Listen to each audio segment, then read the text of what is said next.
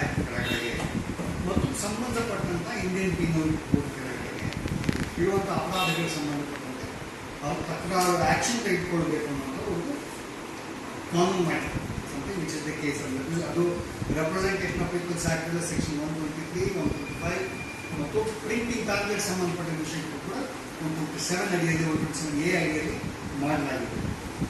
ಅದು ಸಾಮಾನ್ಯವಾಗಿ ಎಲೆಕ್ಷನ್ ಅಂದ ತಕ್ಷಣ ಅದನ್ನು model code of conduct violation ಆಗ್ತಾ ಇರ್ತದೆ.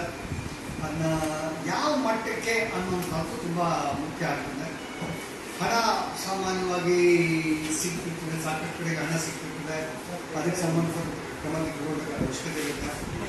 ಎರಡನೇದಾಗಿ ಒಂದು ದ್ವೇಷ ತುಂಬಿದಂತಹ ಭಾಷಣಗಳಿರ್ತವೆ, ಅವುಗಳಿಗೆ ಸಂಬಂಧಪಟ್ಟಂತೆ ಕ್ರಮ ತೆಗೆದುಕೊಳ್ಬೇಕಾಗಿರುತ್ತೆ.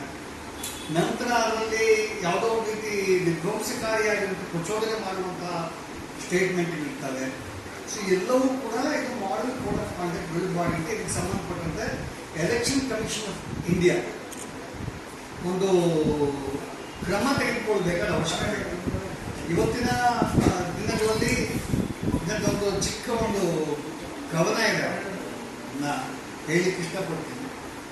ನಮಗೆ ಕವಿಗಳು ಅವರಲ್ಲಿ ಒಂದು ಹಾಡಲ್ಲಿ ನಗರ ಬದುಕುವವರಲ್ಲಿ ಅದು ಹೇಗೆ ನಾವು ಮಾತಾಡೋ ಸುಮ್ಮನೆ ಅನಿಸುತ್ತೆ ಅಂತಂದರೆ, ಬದುಕು ಸಂಜೆ ಹಾದಿ ಮುಪ್ಪಾಣ ಮುದುಕರು ಹಳೆಯ ದಿನಗಳನ್ನೆಲ್ಲ ಬಾಯಿ ತುಂಬ ಚಪ್ಪರಿಸಿ ಸೊಸೆಯ ಜಾಣತನ, ಮಗನ ಗೋಳತನ, ಹೆಂಡತಿಯ ಕಾಯಿಲೆ, ಮಕ್ಕಳನ್ನ ಕೀಟಲೆ, ಸಾವಿನ ಹಾಗೆ ಹುಡುಕುತ್ತವೆಯೋ ಅನ್ನೋ ರೀತಿಯಲ್ಲಿ ಬರೆಯುವಂಥ ಒಂದು ಇವತ್ತು ಹೇಗಿದೆ ಅಂತಂದರೆ, ನಾವು ಕಳೆದ 4 ದಶಕಗಳಲ್ಲಿ ನಾವು ನೋಡಿರುವಂತಹ ವ್ಯತ್ಯಾಸ ಏನಿರ್ತದೆ.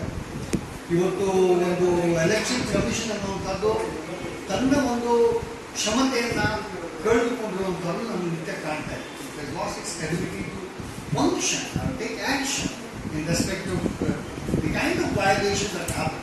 Huge violations, ಅಲ್ಪ ಸ್ವಲ್ಪ violations